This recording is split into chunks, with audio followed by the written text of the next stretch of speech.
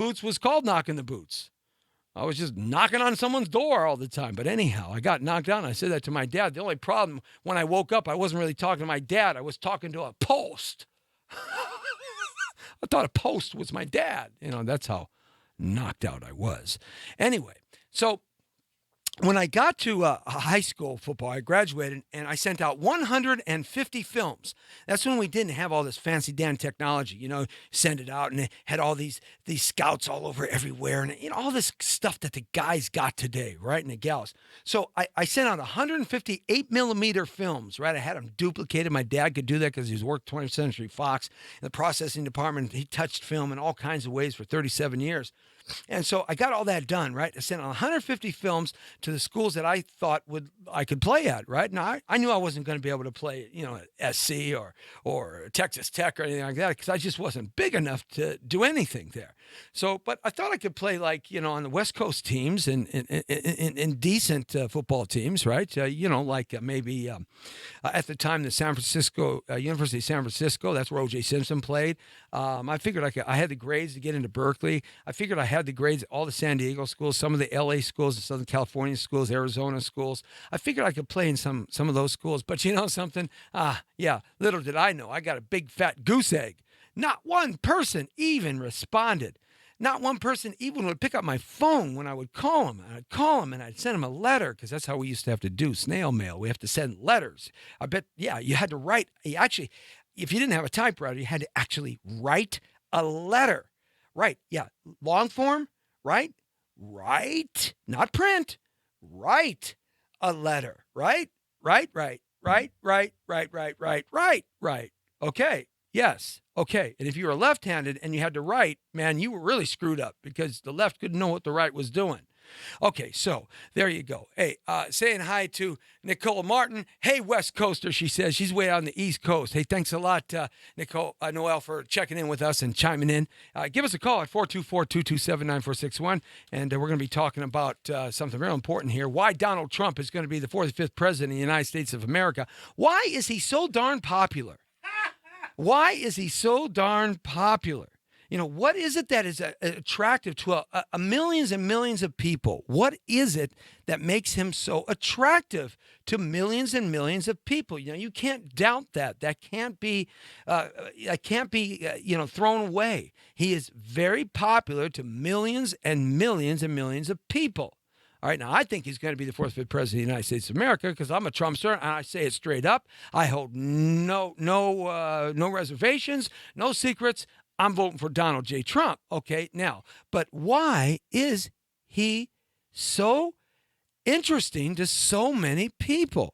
Okay, we're going to be answering that in just a second. Michael Moore is going to help us out. Got a great video with Michael Moore. We're going to be playing at about 25 after the hour. Okay, so check out that.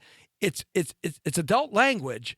The guy uses a lot of adult language. So if you're a youngster or anything like that, and you don't want to hear 4-letter words, then you probably want to, quiet it down and turn it off for a few minutes at 25 past the hour. Okay, so anyway, here's the point. I sent out 150 films, right? Nobody took a bite. So I said, okay, all right. I'm all league. I'm all city. I played in the All-Star game for a couple of years. I'm a pretty good football player. I got B's, like a B plus average. I wasn't an A plus student. I had like a 3.1, 3.0, 3.1. Okay. And I said, okay, all right. So there we go. All right. No one wants me. All right. So I said, okay, I'm going to get in my car. I'm going to drive to all the local smaller universities, the private universities, like, Redlands, Azusa Pacific. These are schools, by the way, folks who aren't from Los Angeles. They're little smaller schools. They're, little like the school that the messed up Obama went to, Occidental, right? That he actually got thrown out of. Okay, right. All right, that's another story. But anyhow, here's the point. They didn't want me either. They took Obama, threw him out. They wouldn't take me and throw me in. So who's better? They didn't want me. Nobody wanted me. I said, okay. Now, all my buddies on the team, right, were getting picked up by this school and that school. And where are you going, Jesse? Where are you going, Jesse? Where are you going, Jesse? Where are you going? Yeah, right. So you feeling sorry yet? All right. Well, so I go, okay, junior college. Oh, yeah, we can't call it junior college like junior high school anymore because our little feelings get hurt. Oh, they're junior. Oh, my skin. Oh, wah, wah, wah. So we have to call it middle school. Never could figure that one out. Never could. What? Yeah, what? Okay. Anyway, it was called junior college then. Now it's called city college. It makes you feel better, right? Nah. All right. Anyway, so I went to all the junior colleges around Los Angeles, okay? Surrounding areas, Orange County, Ventura, San Bernardino County, Riverside County. I went to all the junior colleges. Nobody wanted me. In fact, Coach Butt, I was pissed now. So now it's getting close. It's in summertime, and Hell Week is coming up. Triple Days, August, right? And I'm pissed. It's like June and July. No one wants me. So I go to Coach Butler at LA Valley College. Okay, not too far from here in the studios in the location where we're located at that we can't tell you about. Okay, because we're in an undisclosed location deep in the cavernous DUMB base, a dumb base, a deep underground military base broadcasting live throughout the galactic space and time. Okay, so I go to Valley College, right? And Coach Butler's like 6'6", right? He was like an All-American at UCLA. He played professional for like 2 or 3 years and blew his knee out and couldn't play anymore, right? He's like 6'6", right? This huge, towering guy, 6'6", right? UCLA all the way, right? Go Bruins. Rah, ha, ha. Yeah, I'm a Trojan guy anyway. Yeah, I've always been a Trojan guy.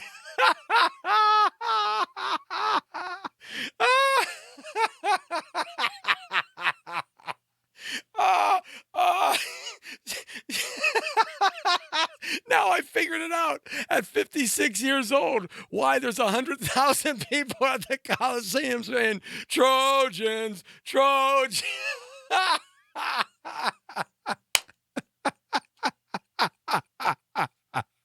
Oh, Lord. I never figured that out just now. Yeah, man, I've been a Trojan guy my whole life.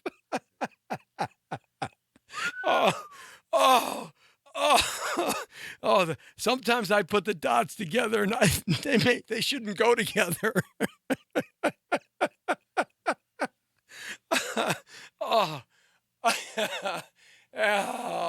Oh my.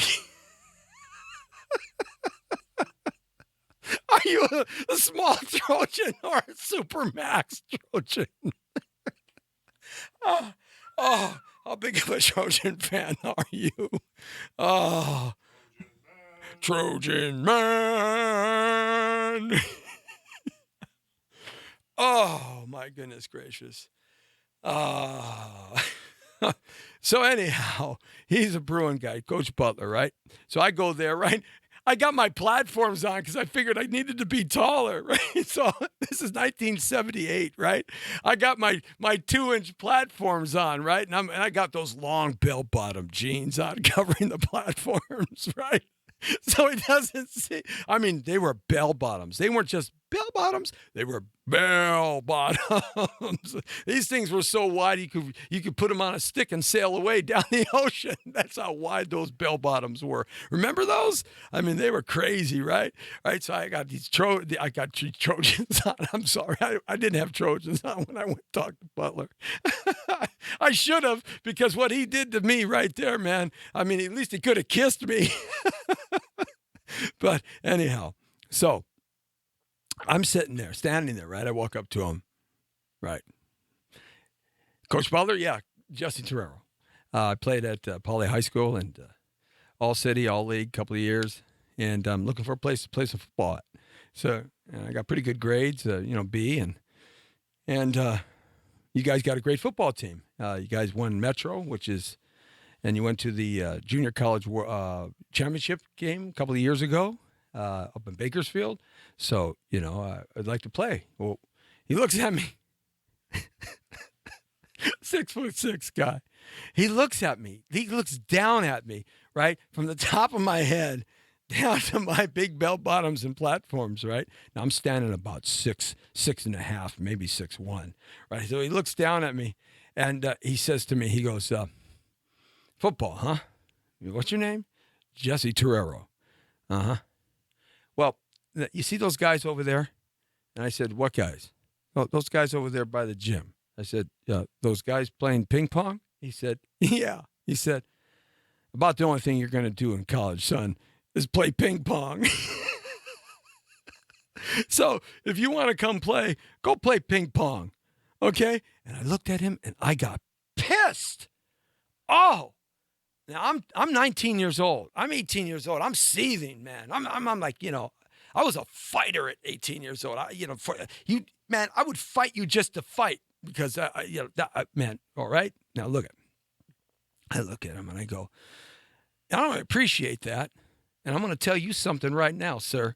I'm not even going to come and play for you. I'm going to walk onto this squad, and I'm going to start for you, and I'm going to make all league my first year. And the second year, I'm going to leave your sorry-ass team, and I'm going to give you a scholarship and play somewhere else. That's what I'm going to do. Now, what do you think about that?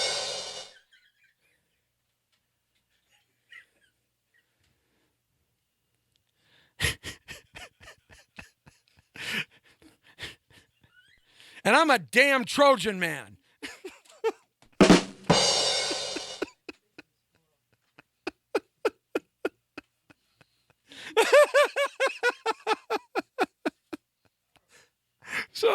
So you know what he says to me? This is what he says to me. He goes, if you want to come out and try, you can. But don't think you're going to do anything. And I said, yeah, okay, yeah, sure. Right? So I walk off, I get out, I try, I make the team, I do everything I said I was going to do. The point I'm trying to make is I have always worked outside the envelope of everything in my life. I've always worked outside the envelope. The world kind of goes this way, and I'm always stepping aside, walking down the side of the road with it. And I can totally relate to being the opposite. I can totally relate to having a different point of view about things of importance, and things about just fun. I've always been that way. All the guys, when I was a young boy, 12, 13, 14 years old, were smoking pot and drinking, and they always wanted me to do that. All the lowrider gangs, they weren't gangs, the lowriders, the Chicanos, they all were getting high, and they always passed the bong and the pot, and like Cheech and Chong and Up and Smoke. I always passed on. They'd give me a hard time, and then they unleashed the mouth because I would just lecture them at 12 and 13 and 14 years old. But I've always kind of worked outside that routine, always worked outside of what the so-called norm is. And I can totally understand why people are digging Trump. Michael Moore, a guy who I've never agreed with about anything. He's a great filmmaker, don't get me wrong. He's made $100 million being one of the best documentary filmmakers the world's ever seen. But I've never agreed with his political aspirations and points of view. But this interview, this lecture he's giving, hits it right on the spot. When I saw this, I went, that is why people are gravitating towards Trump. Hit it.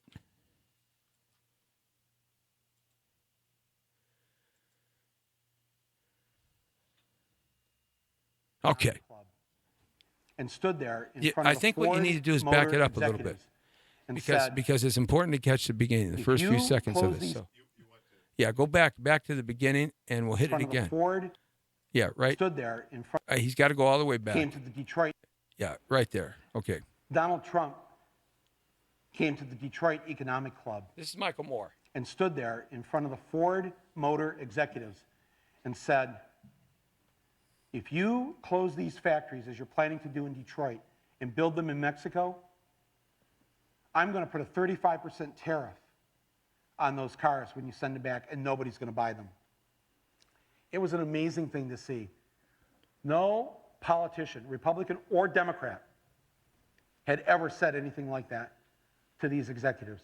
And it was music to the ears of people in Michigan and Ohio and Pennsylvania and Wisconsin, the Brexit states. You live here in Ohio, you know what I'm talking about. Whether Trump means it or not is kind of irrelevant because he's saying the things to people who are hurting. And it's why every beaten down, nameless, forgotten working stiff who used to be part of what was called the middle class Gets a little loves adult Trump. language right here now. He is the human Molotov cocktail that they've been waiting for. The human hand grenade that they can legally throw into the system that stole their lives from them.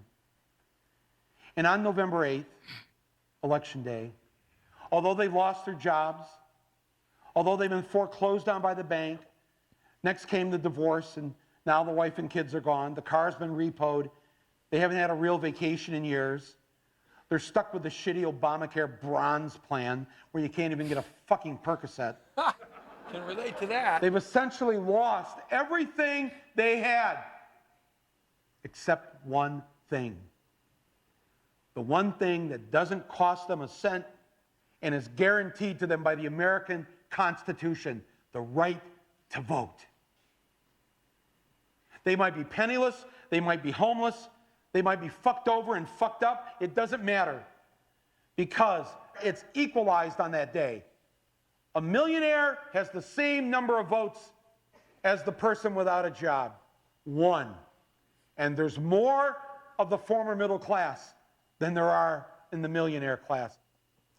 So on November 8th, the dispossessed will walk into the voting booth, be handed a ballot, close the curtain, and take that lever, or felt pen or touchscreen, and put a big fucking X in the box by the name of the man who has threatened to upend and overturn the very system that has ruined their lives. Donald J. Trump. They see that the elites who ruined their lives hate Trump. Corporate America hates Trump. Here it is. Wall Street hates Trump. The career politicians hate Trump. The media hates Trump after they loved him and created him and now hate him. Thank you, media. The enemy of my enemy is who I'm voting for on November 8th. Yes, on November 8th, you, Joe Blow, Steve Blow, Bob Blow, Billy Bob Blow, all the blows get to go and blow up the whole goddamn system because it's your right. Trump's election is going to be the biggest fuck you ever recorded in human history. And it will feel good. You see, what's he talking about there? And that's why. There's the answer. Trump is an outsider. It's what I've said all along. He's speaking to the ones that feel disenfranchised of what the system has done to them for the last 40 years. And that is, ever since the end of Reagan, Clinton, Bush, Clinton, Bush, Obama, ever since that combination, the middle class has been getting screwed. Screwed and screwed some more. And that's the problem. Whether or not you believe it or you don't believe it, the fact is they believe it. The fact is when somebody comes in and says, okay, you want to leave, executives? You bring your cars back in, I'm going to drop a 35% tariff charge on it. That means your $20,000 car costs $7,000 more, $8,000 more. See, there's the point. And that's music to the people's ears, the middle class, the largest part of America, the middle class.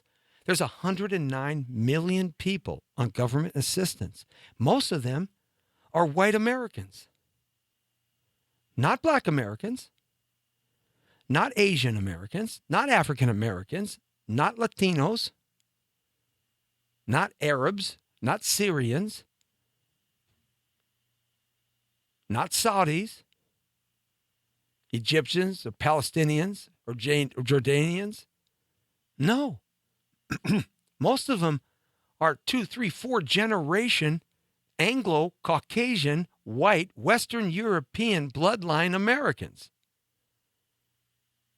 That's what makes up the 109 million people on government assistance. And that has doubled in the last 8 years. Now, just that fact alone tells you the middle class has been subjected to an annihilation on all fronts. And it's not stopping. Wait till 2017 kicks in and Obamacare kicks in. I am already feeling it. My insurance is going up. And I'm not any wealthier than you. But I got to come up with it. Otherwise, I get hit with a $3,000 IRS charge. And eventually, if I don't pay that in 10 years, that $3,000 at 10% a year is going to go up to $40,000. And then they can file criminal charges of the DOJ against me. They can take my house, my card, my pension, everything they want to take by throwing me in jail because I haven't paid it. Something wrong with that. You say, well, I'm just not going to pay it. I'm just going to go to the hospital when I need it anyway because they won't turn me away.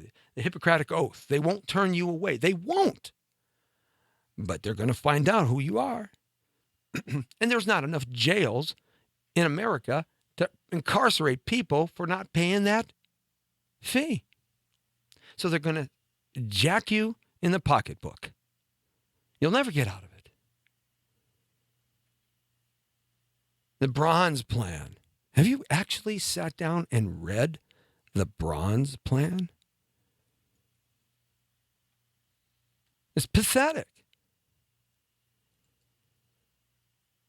See, the middle class has been bombarded. And I don't care what color you are. I don't care what religion you are. I don't care how much education you have.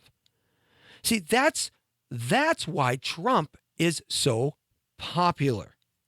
Now, whether or not you believe he's going to win or not, Western media, all the mainstream media, is all on his side. Did you see Megyn Kelly last night calling Donald Trump a sexual predator? But when Gingrich puts her on the spot and says, what about Bill Clinton? If you're so much for sexual predators, what about Bill Clinton and sexual predators? She couldn't answer the question. She danced around it. Totally danced around it.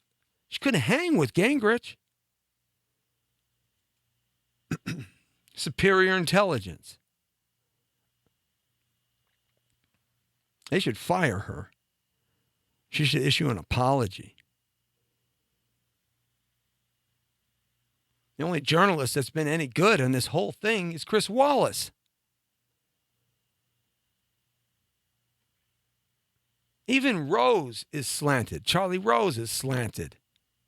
It's there. It's all over everywhere. You just got to see it. It's there, period. And the middle class is tired of it. People are tired of it. And the largest portion of the middle class are not Latinos, are not African Americans, are not Asians. They are Caucasian white folks. Because there's 230 million Caucasian, Western European, Anglo-white folks in this country. Just look at the census. Just look at the census.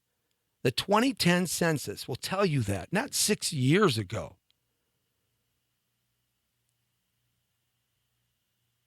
And they're tired of it. So for 1 second, you think that Trump doesn't have a chance? You better think twice. And I don't understand why the DNC doesn't get this. It's just basic logic. Right from the get-go. They created Trump. The media created Trump. Michael Moore hit so many points there. It's unbelievable. They created Trump, the mere thing that they hate the worst. They created.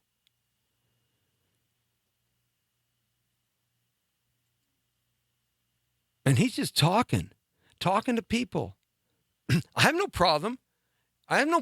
Have you, look, if you're living in China and you want to get some American products made in Minnesota or Massachusetts or North Carolina, Do you know what kind of trade tariffs you're going to get imposed upon that?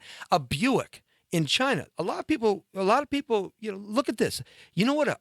We love Lexus and Mercedes and Beamers and Bentleys and Rolls and Cadillacs and we love all of these really, beautiful luxury cars. We don't consider a Buick a beautiful luxury car anymore. We did at one time in this country. Chrysler, Buick, Oldsmobile, Cadillac, Packard. Okay? These were the cars of the super wealthy and elite. And a Buick was right there. A Buick in China is the same cost as your most expensive Mercedes-Benz. We're talking $125,000 for a friggin' Buick in China. And it's a revered car. It's a car of status. Americans don't get out around the world to see how the world really functions. We're stuck in our little conclave here. We don't understand how the world really functions. Even in England, they put tariffs on our products, our food services, our stuff. Germany does. France does. Every country in the nation does not allow us to bring our goods and sell in their markets without getting taxed. But we're the only country in the world that allows that to happen. Canada is a little more lax. Mexico is a little more lax because there are border countries. But other than that, we're getting whacked, whack-a-dude, when we try to bring our products over to other countries. That's why the manufacturers, the corporations, have put these plants in those countries that they want to do business. It's just logic. It's just logic. That's all it is. You don't want to get taxed. You build a manufacturing company in that country so you can sell your products cheaper. Because if you bring them in by ship or rail or somehow into the country from America, you get taxed and your products can't sell. Well, you know something? We got to be doing that. They're doing it to us. How many times do you get beat with the right hand and then someone tells you, I love you, while they're beating you with the right hand? When you figure out that they don't love you, they're beating you with the right hand. Our logic is all screwed up. And Donald Trump comes in and he says, 35% tariff. Ford executives, you take your plant over there, I'm going to hit you with a 35%. I think everybody should get hit with a 35% tariff. But Americans aren't going to put up with that. You're not going to tell you why. Because we love our big screen TV and we love our tires called Yokohamas. You know what Japan does to us? They screw us so bad on tariffs coming into Japan. It's unbelievable. And they're our buddies. We rebuilt that country after World War II.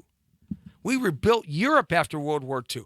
We rebuilt the world after World War II.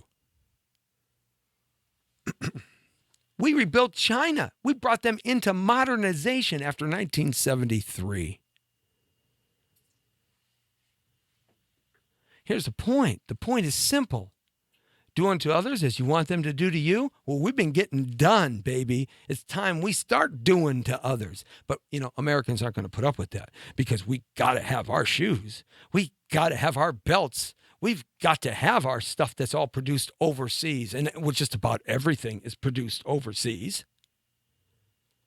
because it can be.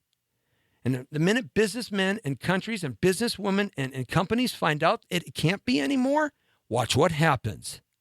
Either they stop selling their products in America to 327 million people that spend more money in this country than any one country on consumer goods today. Right now, at this moment, we outspend China. Now, China's going to catch up with us because they got 2 billion people, and by 2030, they're going to outsurpass us tremendously, and they say by 2020. But right now, at this moment, we outspend in consumer product buying. We outspend everybody. That's why we're all so friggin' broke in this country, and we don't have a savings account less than $3,000.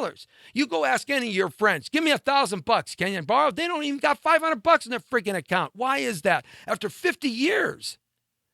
because we're spenders. Spend. Credit.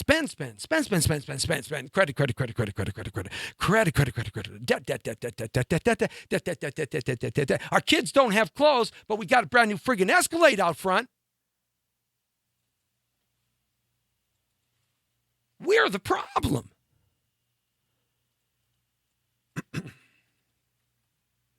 Donald Trump isn't the problem.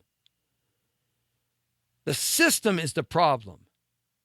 And the way the system is functioning right now, it's taking and tearing apart the middle class and every part of it, every fabric of it for the last 40 years.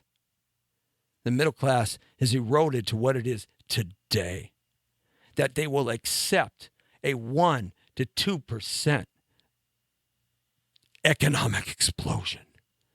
That they'll accept no unions. That they'll accept poor health care benefits, that they'll accept pensions being taken away from us somewhere in the 1980s.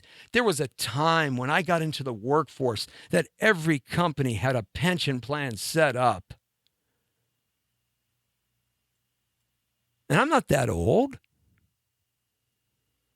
They blew off everybody's 401k with the dot-com explosion in the late 90s.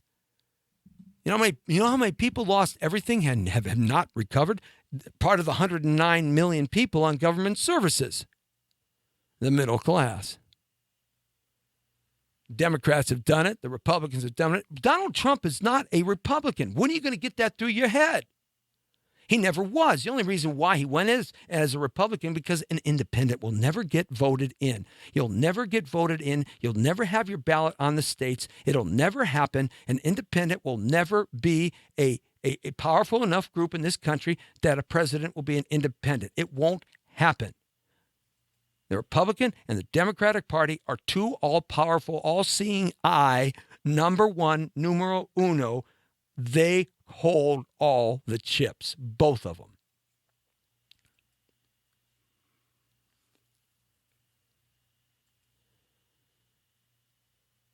So he went in as a Republican. But he acts more like an independent. And people are just tired of political correctness. It has done no good for this country. It's destroyed this country. Mate, you call it like it is. Someone does you wrong, it's wrong.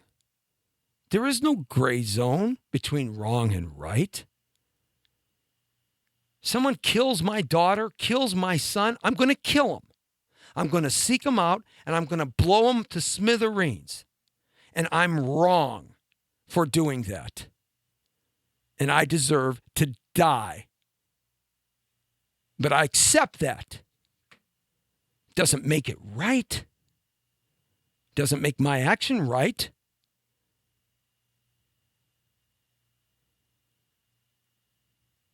Wrong is wrong. Right is right. And there is no gray zone. But we've become a nation of gray zone. That's why I can't stand attorneys, because they've turned our nation into a nation of gray zone. And it's only important when it affects you.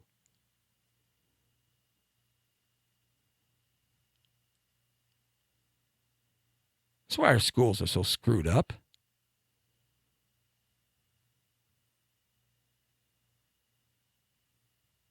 Here's the point. The point is, something has to change. Something has to come forward and say, this has got to stop. At least some of it has to stop.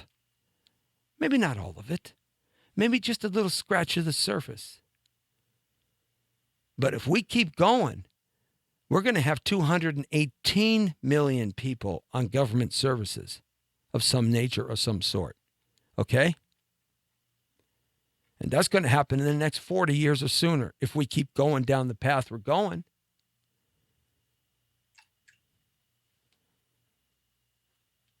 It's about time we have somebody that thinks completely out of the box. It's about time we have somebody that wants to blow the system up.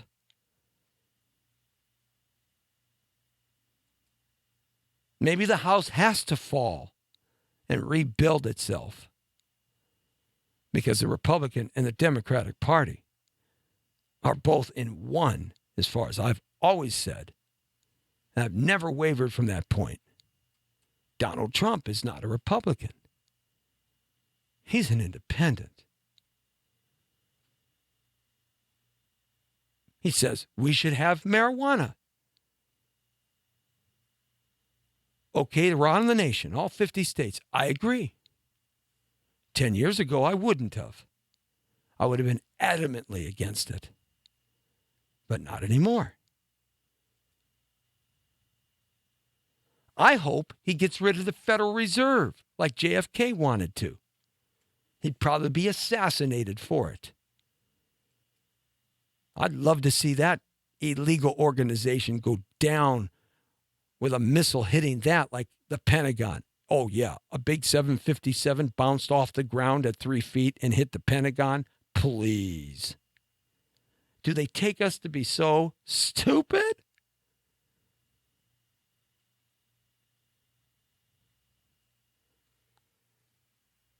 I'd like to see the IRS completely blown up and ended. They were talking, all the people were talking about that in the primaries. I'm not talking about that anymore, though. Clinton wants to raise our taxes. Same old, man. Same old, same old.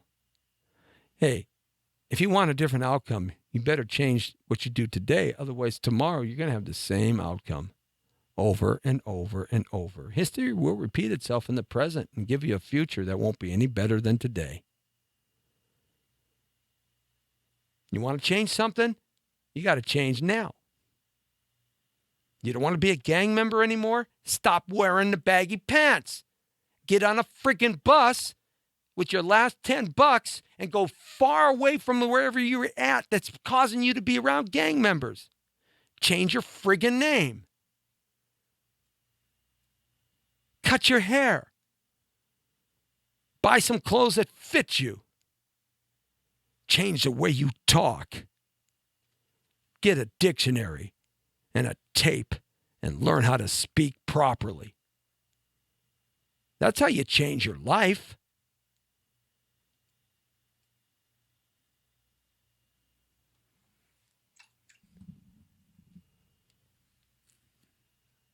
The only question is, are you willing, ready, and able?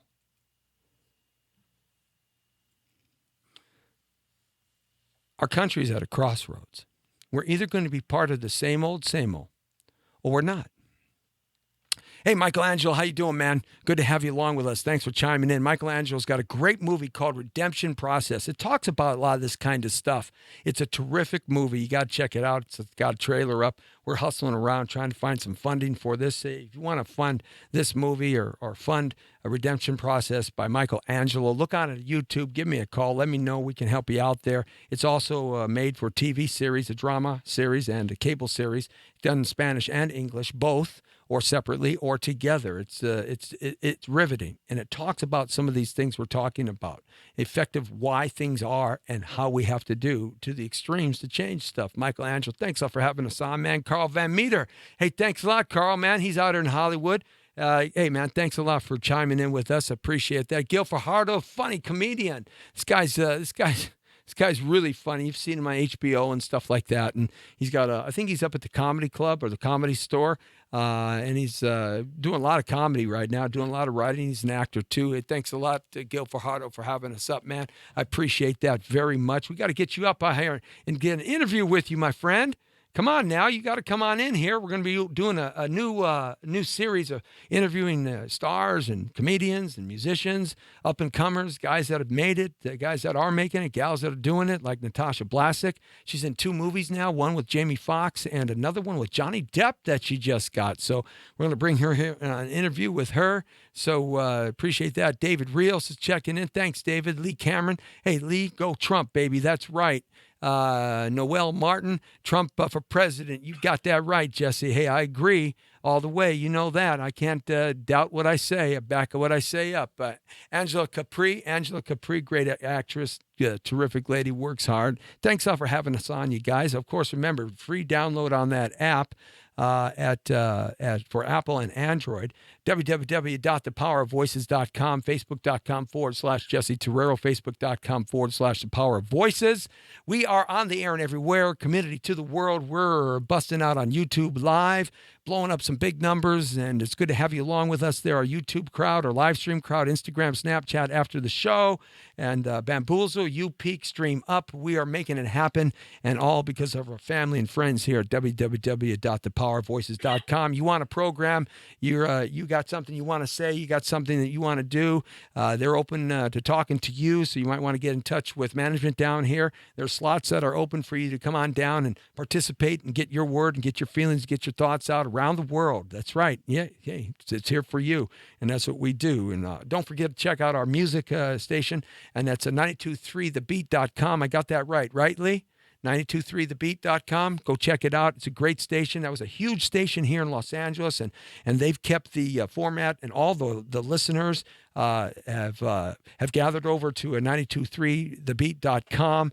We got some great hosts there, and just a lot of good stuff happening here at thepowervoices.com and our family here. ABTV Live in the Digital Broadcasting TV Network. You know me. I'm on the air and everywhere. I'm everywhere. You know, I might be in your backyard one day cooking up some barbecue. I might show up in your living room, and you say, "Hey, Jesse T, what are you doing in my living room?" I say, "I'm here. What can I tell you, man? Those frijoles brought me." Yes, right. I smelt them, and I'm coming in. Hey, coming into the studio today, I smelled that beautiful Pacific Ocean air. Wow, that was cool. It smelled good, that salty kind of air. Like that. Hey, what we're going to do now in a few minutes, we've got that Michael Moore interview. We're going to go back to that and play it one more time because I think it's riveting.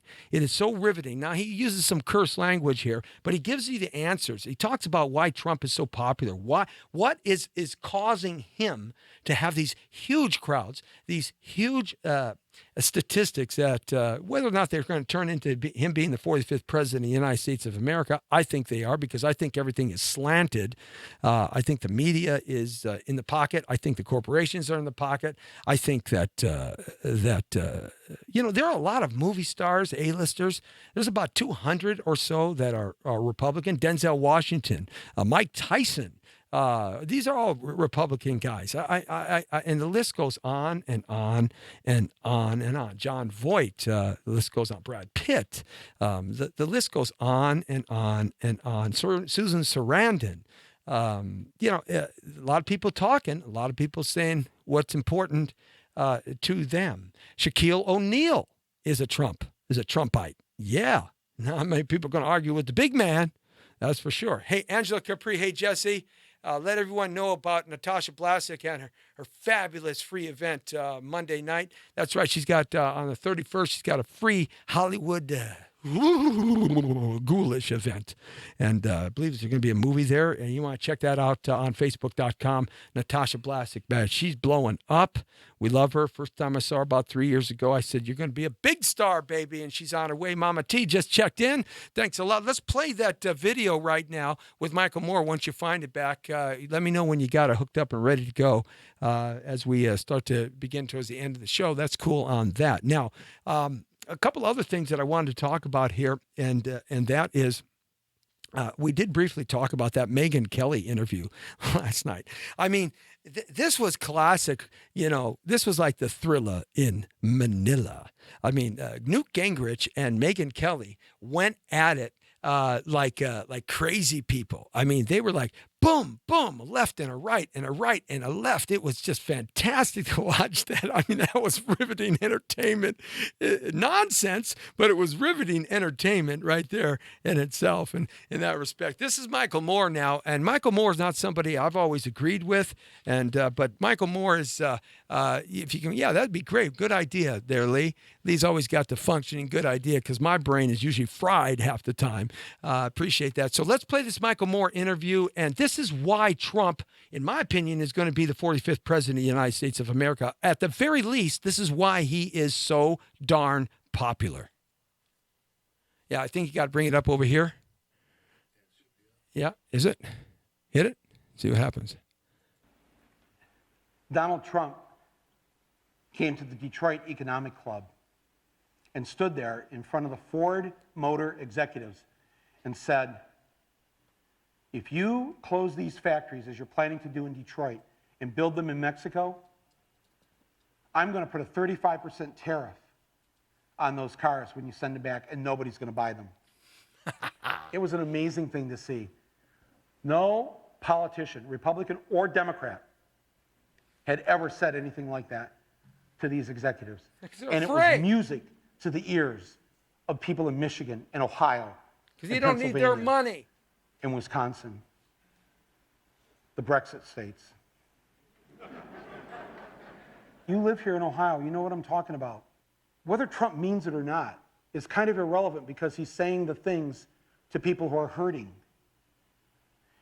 And it's why every beaten down, nameless, forgotten working stiff who used to be part of what was called the middle class loves Trump. He is the human Molotov cocktail that they've been waiting for.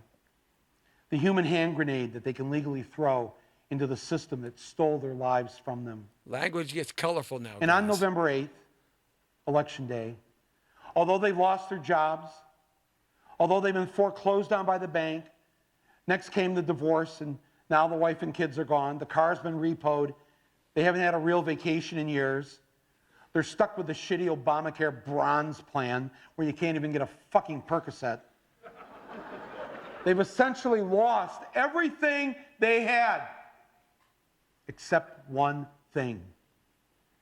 The one thing that doesn't cost them a cent and is guaranteed to them by the American Constitution, the right to vote. They might be penniless, they might be homeless, they might be fucked over and fucked up. It doesn't matter because it's equalized on that day. A millionaire has the same number of votes as the person without a job. One. And there's more of the former middle class than there are in the millionaire class. So on November 8th, the dispossessed will walk into the voting booth, be handed a ballot, close the curtain, and take that lever, or felt pen or touchscreen, and put a big fucking X in the box by the name of the man who has threatened to upend and overturn the very system that has ruined their lives. Donald J. Trump. They see that the elites who ruined their lives hate Trump. Corporate America hates Trump. Wall Street hates Trump. The career politicians hate Trump. The media hates Trump after they loved him and created him and now hate him. Thank you, media. The enemy of my enemy is who I'm voting for on November 8th. Yes, on November 8th, you, Joe Blow, Steve Blow, Bob Blow, Billy Bob Blow, all the blows get to go and blow up the whole goddamn system because it's your right. Trump's election is going to be the biggest fuck you ever recorded in human history.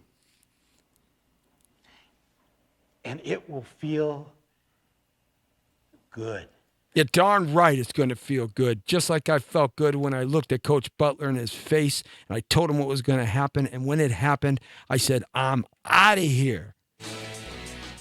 On my way to play at a university in a full ride friggin' scholarship. You got to break the mold to make the new mold happen. It's the Jesse T Show, Monday through Friday, 5 to 6, right here on thepowerofvoices.com. Oh, yeah. The world according to Zorero, I let you leave, my friends. You are straight on the point. Go Trump. Go Trump. Time to take back our country. The Brown Beauty is off duty. Oh! like a wolf and not a sheeple. Take back America. Oh!